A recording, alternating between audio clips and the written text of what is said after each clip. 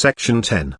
How the government of England became absolute. Having shown how the House of Commons became considerable, we shall next show how the nobility's power decreased and the government turned arbitrary. In all the courts of Europe the power of the nobility declined from the common causes. The improvements in arts and commerce. When a man could spend his fortune in domestic luxury, he was obliged to dismiss his retainers. By their ancient rustic hospitality they could more easily maintain 1,000 retainers than at present lodge one lord for a night. Richard, Earl of Warwick, who was styled Make King, maintained every day 40,000 people besides tenants. But when luxury took place he was unable to do this.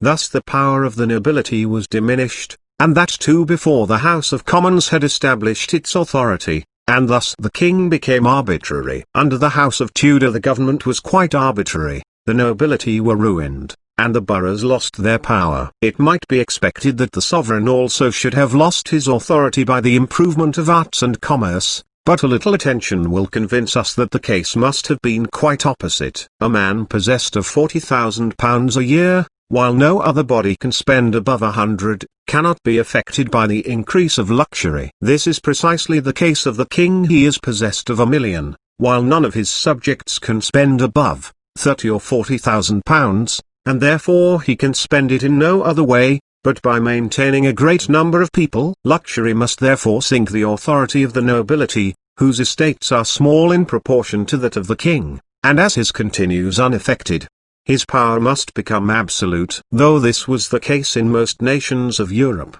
yet in Germany it was quite other ways. The monarchy there was elective, and consequently never could have so much authority. The country is much larger than any other in Europe, and at the dissolution of the feudal government the nobility, who were possessed of considerable fortunes already, got more in proportion than the rest. Thus their estates rose so high above those that were immediately below them, that it was impossible for them to spend them in luxury, and therefore they were able to keep a considerable number of retainers. Thus in Germany the power of the nobility was preserved, while in England it was utterly destroyed, and the king rendered absolute.